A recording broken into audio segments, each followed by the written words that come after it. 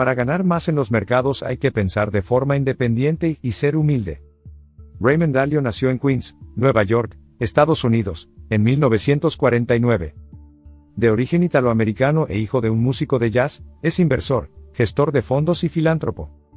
Actualmente es mentor de la firma de inversiones Bridgewater Associates, la cual fundó en 1975. Estudió finanzas en la Universidad de Long Island y cursó un MBA en la Harvard Business School. Se curtió en el parqué de la Bolsa de Nueva York negociando con futuros sobre materias primas y trabajando para prestigiosas firmas como Dominick & Dominick, Shearson o Merrill Lynch. La revista Bloomberg lo sitúa entre las 100 primeras fortunas del planeta y la revista Time lo eligió, en 2012, entre las 100 personas más influyentes del mundo. Bajo su mandato llegó a gestionar alrededor de $160 mil millones en activos. Su libro Principles, 2017, es un auténtico bestseller mundial.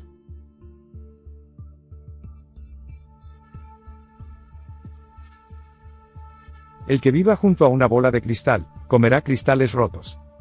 En 1981, Dalio predijo una recesión que nunca sucedió. Todo lo contrario.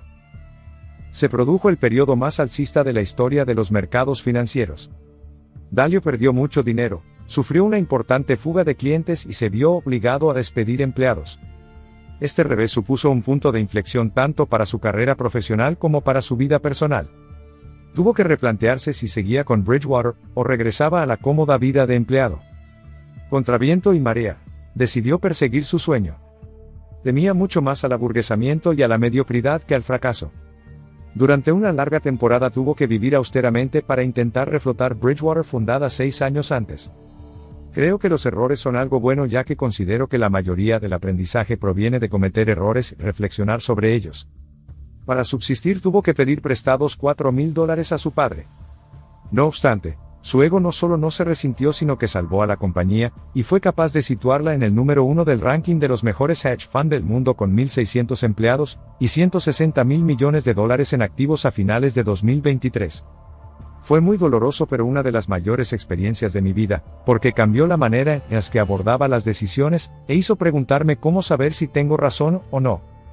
A Dalio no le asusta decidir de manera independiente.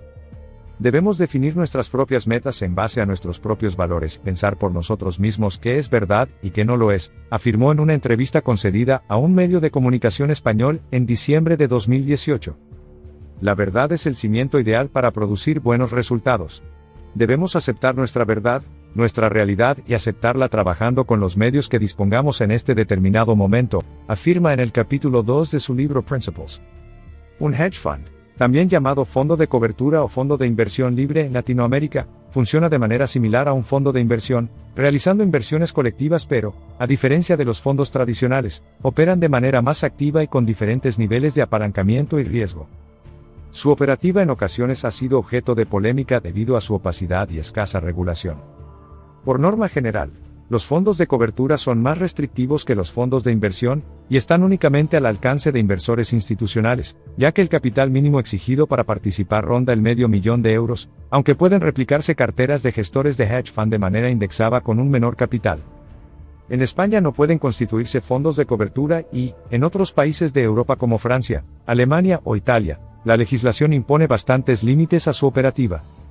Sin embargo, hedge fund extranjeros sí que pueden operar en España, como hizo Bridgewater durante la crisis del euro en 2010, o el estallido de la pandemia del COVID-19 en 2020, abriendo posiciones cortas contra bonos de deuda nacional y empresas españolas. Otra característica particular de los fondos de cobertura, es que pueden operar tanto en largo como en corto, mientras un fondo de inversión tradicional únicamente puede hacer operaciones en largo. La gran mayoría de hedge funds, por otro lado, cobran a sus partícipes solo si los rendimientos que generan son positivos, cosa que no ocurre con los fondos de inversión, que cobran tanto si el inversor gana como si el inversor pierde, pero las comisiones suelen ser altas. La tarifa media se sitúa alrededor del 2% de la gestión, más el 20% de las ganancias.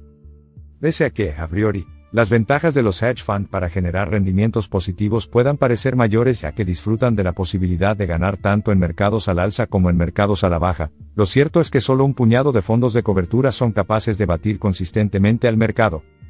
Bridgewater es uno de ellos. Los fondos de cobertura se caracterizan por su alto nivel de apalancamiento y el uso de derivados financieros. Un derivado es un activo financiero cuyo valor depende de la fluctuación de su activo subyacente. Imaginemos que sostenemos una naranja en nuestras manos. La naranja sería el activo subyacente y su zumo, el derivado. La cantidad de zumo, precio del derivado, que extraigamos dependerá del tamaño, calidad y precio de la naranja. Los hedge funds pueden usar estos derivados de manera especulativa, consiguiendo grandes beneficios gracias al apalancamiento financiero, o como cobertura de riesgo sobre posiciones ya abiertas en caso de que la tendencia cambie de signo. Si estos fondos no vigilan suficientemente los niveles de apalancamiento, las pérdidas pueden superar con creces el capital invertido. El apalancamiento financiero, leverage, en inglés supone la realización de la totalidad de una inversión, arriesgando solo una pequeña parte del capital total disponible. Esa pequeña parte la deposita el inversor que quiere hacer la operación financiera y el intermediario financiero presta el resto. La compra de una vivienda con garantía hipotecaria es un claro ejemplo de apalancamiento financiero.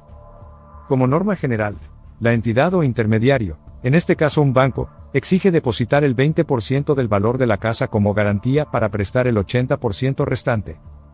En este caso hablamos de un apalancamiento 1:5, es decir, la entidad nos presta 5 veces la cantidad depositada. Si adelantáramos el 50% de la operación nos estaríamos apalancando a un nivel 1:2. La ventaja del apalancamiento financiero es que solo necesitamos una pequeña fracción de capital para llevar a cabo nuestra operativa eliminando, de esta forma, barreras de entrada. La desventaja es que un mal control de los niveles de apalancamiento puede derivar en pérdidas superiores al capital aportado. La década transcurrida entre 2010 y 2019 no resultó nada positiva para los hedge funds. La tasa de rentabilidad durante ese decenio apenas alcanzó el 1.5% de beneficio anualizado, resultado tremendamente inferior al rendimiento que obtuvieron los principales índices mundiales de renta variable, que fue de casi un 11% de media, un rendimiento inferior incluso al ofrecido por los bonos del Tesoro norteamericano. Teniendo en cuenta que, de media, los fondos de cobertura más exitosos llegan a cosechar rentabilidades de entre un 20-30% anualizado, parece claro que la gran mayoría han arrojado rentabilidades negativas los 2 últimos lustros. En el capítulo 2 dedicado a Warren Buffett, hemos leído cómo la rentabilidad de un sencillo fondo indexado de Vanguard Group, del capítulo 4, había batido a un fondo de cobertura de gran prestigio. Por ello los reembolsos en los 5 últimos años de la década de 2010 resultaron habituales. En 13 de 20 trimestres hubo más retiradas que suscripciones, reduciéndose considerablemente la cantidad total de activos gestionados. Asimismo, la tasa de desaparición de los hedge funds fue del 15% entre 2000 y 2020. Únicamente en 2008, 1.500 fondos de cobertura bajaron la persiana tras la borrachera de especulación y apalancamiento que precedió a la crisis financiera global. Parece claro, tras repasar las cifras, que, para sobrevivir en el mundo de la inversión colectiva libre, es primordial para el partícipe saber elegir adecuadamente el fondo de cobertura. Grandes capitales no aseguran grandes éxitos. Lo que asegura el éxito es la buena y prudente gestión. Aún tropezando con algunos obstáculos, los resultados de Bridgewater han sido lo suficientemente buenos para aguantar durante casi 6 décadas en la cresta de la ola.